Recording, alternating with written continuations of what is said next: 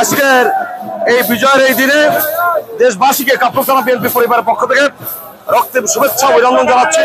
আমি যদি ব্যানারে দেখাতে চাই, আমাদের ঢাকা মহানগর বিএনপির সাবেক যুগ্ম আহ্বায়ক শ্রদ্ধাভাজন নেতা জনাব মজনুর মতি ভাই উপস্থিত রয়েছেন, কাপ্তান থানা বিএনপির সাবেক সভাপতি জনাব আক্তার হোসেন জিল্লু ভাই উপস্থিত আছেন, কাপ্তান থানা বিএনপির সংগ্রামী আহ্বায়ক জনাব সৈয়দ হোসেন বাবুল উপস্থিত রয়েছেন, কাপ্তান থানা বিএনপির যুগ্ম আহ্বায়ক রফিকুল ইসলাম উপস্থিত রয়েছেন, যুগ্ম আহ্বায়ক জনাব সাব্বির সহ কাপ্তান থানা বিএনপির বর্তমান নেতৃবৃন্দ, সাবেক নেতৃবৃন্দ সহ 4টি ওয়ার্ডের সকল নেতৃবৃন্দ কিন্তু অংশগ্রহণ নেতৃবৃন্দ সবাই, মহিলা দল সহ সবাই উপস্থিত রয়েছে। তো আজকে যে বার্তাটি আমরা দিতে চাই যে 17 বছর যে পরিমাণ নির্যাতন করা হয়েছে বিএনপি নেতাকর্মী সহ এদেশের তৌহিদি জনতা, যারা সরকারের অন্যায়ের বিরুদ্ধে যারা কথা বলেছে, দুঃশাসনের বিরুদ্ধে যারা কথা বলেছে, তাদের উপর যে পরিমাণ অত্যাচার নির্যাতন চালানো হয়েছে, তার বিরুদ্ধে গত 5ই আগস্ট অর্থাৎ 1 বছর আগে আমরা তীব্র থেকে তীব্রতা আন্দোলন করেছি। আমাদের প্রিয় নেতা জনাব তারেক রহমানের নেতৃত্বে তার অদৃষ্ট ইশারায়, আমরা বলতে চাই তার অদৃশ্য ইশারায় বাংলাদেশে গণপ্রচার হয়েছে।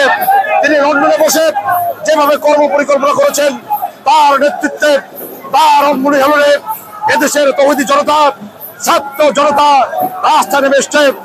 আজকের এই বিজয়ের দিনে আমরা যে বার্তা দিতে চাই দেশবাসীকে, যারা আজকে নির্বাচন নিয়ে তালবাহানা করছে, তাদের বিরুদ্ধে স্পষ্ট বার্তা, মহান মুক্তিযুদ্ধের যে চেতনা, সেই চেতনার বাইরে বাংলাদেশে যারা রাজনীতি করতে চাবে তারা আসলে রাজনীতি করতে পারবে না।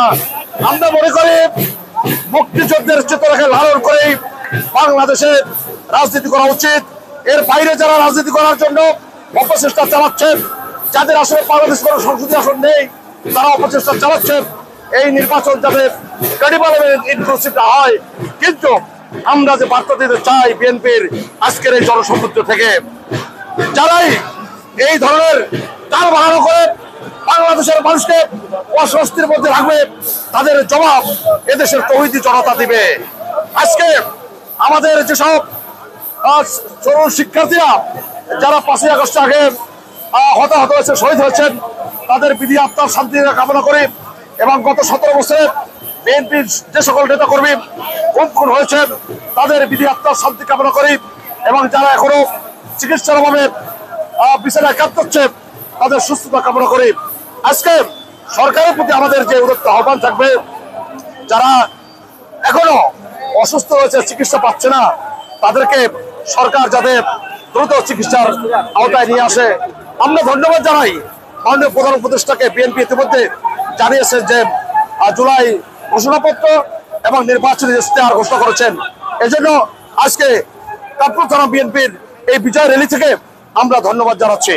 আমরা ধন্যবাদ জানাতে চাই অবিলম্বে সরকার যে রোডম্যাপ ঘোষণা করছে, সেটা যাতে কোনো অঙ্গুলি হেলনে বাস্তবায়নে বাধাগ্রস্ত না হয়, সেক্ষেত্রে সরকার সুদৃষ্টি রাখবে।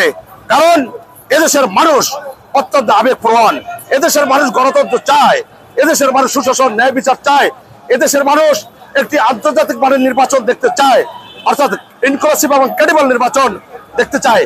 আরেকটি কথা, এই যে শেখ হাসিনার সরকার, পেটো বাহিনী, দানবীর সরকার, স্বৈর শাসক, আমাদের প্রিয় নেত্রী দেশমাতা বেগম খালেদা জিয়াকে অন্যায়ভাবে দণ্ড দিয়ে 7 বছর তাকে কারাবন্দী রেখেছে।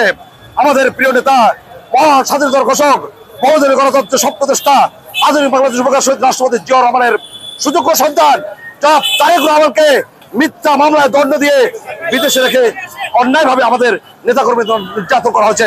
আমরা সেদিন শেখ হাসিনার মৃত্যু টাকায় দাঁড়িয়ে বলেছিলাম, আপনার প্রথমে গণঅভ্যুত্থানের মাধ্যমে আমাদের প্রিয় নেতা জনাব তারেক রহমান কিন্তু যে বলেছেন, দিল্লি নয়, পিল্লি নয়, অন্য কোনো দেশ, সবার আগে বাংলাদেশ। আমরা আজকে বিজয় র্যালি থেকে দেশবাসীকে অভিনন্দন জানাই যে এই দিনে আপনারা রাস্তায়